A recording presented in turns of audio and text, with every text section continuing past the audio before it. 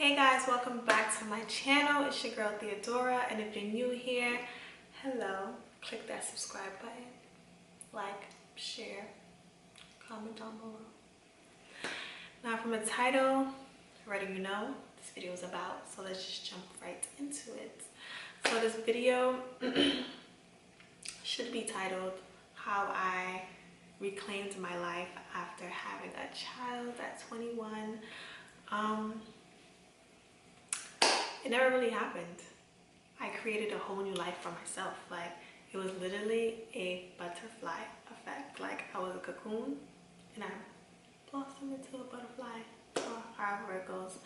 I was very depressed. I was going through many negative thoughts. I would have thoughts of bad things happening to Dakota, as far as like her falling off the bed, just like the worst of the worst things. And my first start was basically just praying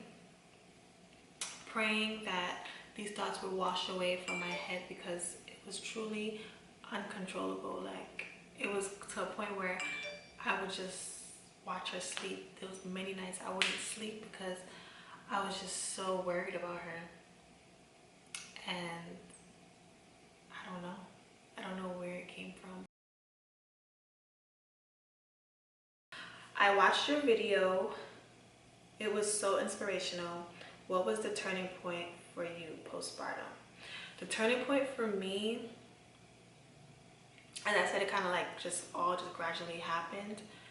Turning point for me was just seeing Dakota in her face, and I was just like, I would breastfeed her, or I would just feed her a bottle or whatever, and just her staring at me and looking up to me like, and I'm looking down at her like, I have to have more to offer. Like, I can't be so superficial. Like, I can't just be worried about like what's outside. I need to make sure I can financially take care of her. I have the mindset to take care of her. I need to be able to answer simple questions like, why is the sky blue? Because you know, kids just asking questions that no one ever really thinks about. I just wanted to make myself the best version of myself, even if it couldn't be physically, but mentally and spiritually. I just wanted to be there financially for her. So that's where the postpartum, because I was very sad. Like, as I mentioned in my previous video, I would literally cry myself to sleep some nights, cry in the shower, pray and ask God, why did I have to experience such an ugly pregnancy? In those moments of asking him why, I would have a voice in my ear like, how dare you? Like, you had such a healthy pregnancy. Like, you gave birth to a healthy child. Granted, you had a C-section, but everything went well. There was never a point where someone told you you were going to die, or where you was, you know, there's people that experienced it much worse than you did, so you should be grateful. So I don't know where those thoughts came from, but it did, and I'm so thankful for that. So the turning point was just looking at her, and I was like, you can't just be sad. Like, you just need to get your act right. How did you deal with the change of your boobs? So I'm gonna try to insert a picture. I know the last video I didn't, so it's either gonna be in a thumbnail, very small, you're just gonna have to zoom in, or I'll put it here. I don't know how I'm gonna do it, but I can't have my video flagged. But I do want you guys to see what I went through, because it was to a point where I thought I was just a rare individual and this didn't happen to anyone. To this day, I mean, my best friend now, she just had her baby and she experienced it a little bit, but just not to my extreme. So now I know that, okay, I just probably had it at a more extreme level. Yeah, when it was happening to me, I just didn't have nobody to like relate to. I was just like, what is going on? So I'm gonna show y'all the picture to let y'all know that it does get better. The darkness does go away gradually. Shortly after I gave birth, I was introduced into those gloves. Like, I don't know how I took a shower properly without that. Prior to that, I used to use a rag, which is just like, sometimes I use a rag because I go to hotels and I forget my glove, but I could not get a good shower with a rag. I need my exfoliated glove. So by me exfoliating and I use skin butter products, which is ginger lemon scrub and butter. I'll link her stuff down below, and I'll also show a picture right here. And those were my holy grails. Like, those are my testimonies. Like, I'm a testimony for her brand. Like, that's all I was using. And gradually my skin just got better. When the marks finally went away, my boobs like completely like lost its volume. So they didn't really sag, it just was like a little cup, but like the skin just dropped. Like there was no volume. Like here was just flat, and then there was like a little cup on two ends. And if I wasn't naked, it was just like, okay, whatever.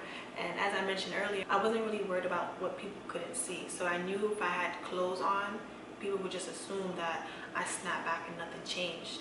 And nobody really see me naked, so it was like, okay, whatever. But 6 months came, and I was like, you know what?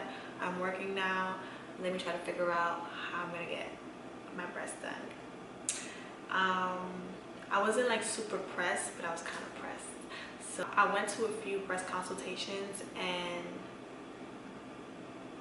they all told me like, oh, like we would love to do your breast augmentation for you, but we have to wait until the milk dries out in your breast.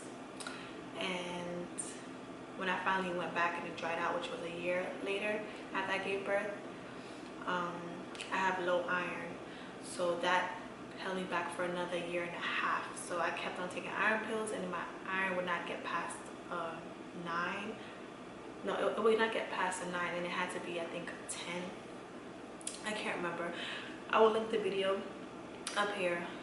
But once I got my boobs done, I definitely did feel like more of myself. But if you guys knew me before, I never really had breasts. My breasts were flat, but I was happy with that because that was my body, right? So after I got them done, obviously the stretch marks are still there, but they're all light, and it just looks like breasts. So I love them. I don't regret getting my breasts done. I mean, there are some moments where it's just like, like I just want to sleep on my stomach and just be a girl. But I don't know, you have to find the right position to lay in, and it's very crippling sometimes. How did you get rid of the postpartum tummy? Basically, I just wrapped my stomach with a cotton breathable waist trainer for about a month, and then when I reached 1.5 months, 2 months, me and my sister was in the mall, and at this time I wasn't making no real money, so she offered to buy me a waist trainer, and it was like heavy duty latex. Like, I'm gonna insert a clip of me putting it on so you guys can see. It's been 4 years now, about to be 5, and I still have this waist trainer. If you guys want to know where I got it from, I will link it down below. But that waist trainer, yes, it does its thing, and I think it's only like $40. I'm not sure what all these girls on Instagram are selling their waist trainers for, but I'm sure it costs more than $40, and I'm sure the one that I use is either the same quality as theirs or better. So you guys get y'all waist trainer down there. How long did it take for you to feel like yourself again? I actually, to this date, about to be 5 years later, I don't ever feel like myself, and this is in a good and bad way. So as far as feeling like I'm able to get up and go, I was just so carefree before Dakota, to the point where I was doing things that were very like, are you okay? Like, what? You know, I had nothing to live for. Like, I would have thoughts in my head like, well, if I die tonight, my mom will be sad for a little bit, but it's gonna be okay. Now I just be like, oh no, like this is not happening. I need to get my butt home. This situation is not happening. Like, I have to be able to provide and just be there for her. So I'll never be that type of person.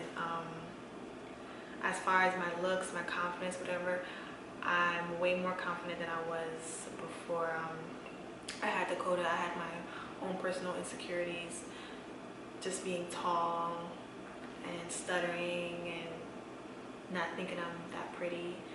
I'm like, oh, you are right. But now, like, nobody could tell me nothing. And that's just for me building my own confidence, building a relationship with God, and just knowing my value. And it's more than looks. Like, a lot of people focus my postpartum on like how I look now and stuff like that. And it's, I mean, of course, when I first had Dakota, that was my main focus, but mentally, I do believe like I grew a lot. Like certain things that used to bother me can never even faze me now. People can't even have conversations with me no more because I just won't even entertain it. I think that's the best part. Did you suffer from any postpartum shedding, hair loss?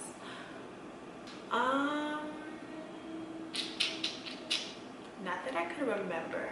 So I was always into like U-part wigs. So my hair was braided for the most part, and only like this section was out. So I didn't really notice any shedding. And if I washed my hair, I was going to the Dominican. So if it was shedding, I didn't notice. Like I literally unbraid my hair and just go to the Dominicans. Don't do that. Don't do that, because I think they was mixing. Because my hair was natural when I had Dakota, but my curls were non-existent. How is your mom relationship with you and Dakota now? My mom, she is who she is. I will always love her. That's my mom. I don't expect anything from her or anyone else, honestly. So that's how I maintain my relationship with people. And I feel like people just need to understand that, like, the less you expect from people is the less you would like be upset in life. Like, just don't expect anything from people. When people give you stuff, like even the smallest things will make me happy, because it's just like, wow, like you really did not have to do that. Like you had the choice and you chose to, or you had the choice and you chose not to. Like, it is what it is. My mom is just like any other good mom out there. They just want the best for their kids. So if I made her seem harsh in my other video, yes, she was, but at the same time, she did do small things to make me feel special, like very small, that kind of went over my head when I was watching the video. I was like, okay, I should have mentioned that. But after I got home, she basically took Dakota for her own. You know, she made it clear to me that, you know, this is not her child and she's doing this because she wants to right now, and I should not expect anything from her. But her and Dakota relationship is just so cute. My relationship with my mother now is so much better. She gets me and I get her, and by me getting her, she just wants the best for me, like the absolute best. Like, she doesn't want me to settle in life. And her coming from Haiti and migrating to America and starting a whole life for her, she know the possibilities, I know the possibilities, so she does not want me to settle in my life. So I get it, and I'm just gonna continue striving to make her proud. How's my relationship with my mom during my postpartum and like getting my life together? She kind of was just looking at me like, get your act together, like you're not about to be moping around here, like, you know. There was this one instant where I can't believe I'm about to say this, but you know, it happened, and I'm sure it happened to other parents, but I just didn't want no help from anyone in the house. Of course my sister would come in, whatever, but I felt bad for her because she had her own newborn to deal with. But my mom would get home from work like 12:30 in the morning. She'll come home and she'll be like, oh, like, let me take Dakota from you, let me whatever, like she'll try to help. And because she treated me so like during my pregnancy, I just literally like, don't worry about it, like I got this. But I was so tired, and Dakota was sleeping on my chest and I was at the edge of my bed, and literally she rolled down my arms and fell on the floor, like drifted. And I remember my sister, my mom, everybody came rushing to the room, and it was just like, they picked up Dakota. Well, I picked up Dakota before they came, and it was like, oh my gosh, like give me Dakota, give me Dakota, like you're tired, like you need to sleep, whatever. And I don't know, for the grace of God, like Dakota didn't even cry. Like it was kind of like a like a little cackle. And I just remember from that day, I was like, okay, you need to get your act together. You need to accept help when people's trying to help you. Like, you are not, you know, you're not God. Like, you're human. Like, allow yourself to rest, allow yourself to accept help from others, you know. And for a long time I was just like, oh my gosh, like I hope everything is okay. I remember going to her follow-up appointment and telling them like, yeah, you know, she rolled off the bed. It was like, yeah, she's fine, you know, like they felt out her scalp and stuff like that. But that was a horrible experience. And I remember like months down the line, Dakota was with her grandma from her father's side, and the grandma called me like panicking, like, Dora, Dakota fell off the bed, like, I'm so sorry, like, I went to the bathroom and then I came back and she fell on the floor. And I was just like, back in my mind, like, it's not her first time falling, maybe her second, but not her first time falling. So I just knew she would be okay. Like, Dakota definitely was a tough cookie. How did you do it? Really impressive. I just, like, she was my motivation. I just knew I had to do better for myself. And once I prayed, so I believe in, like, once you pray for something and you put your all into it, you need to know how to let it go and leave it in God's hands. So I prayed for it, and I did my research, and I did everything I knew I could possibly do as far as like skincare goes, and just going back to school, making sure I was working and not relying on anybody to give me money. I did everything I knew I could do within my power. I just left everything in God's hands, and I was not obsessed with it.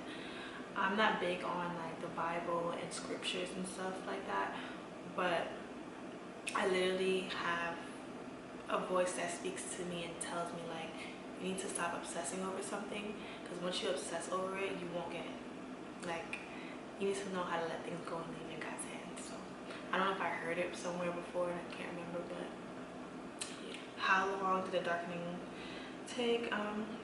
Yeah, the darkening of my neck probably took the longest, like a year and a half. My stomach, that just gradually just lightened up. My official snapback, I'm still snapping back. It's been 5 years and I'm still snapping back. Like, I lost all my muscle.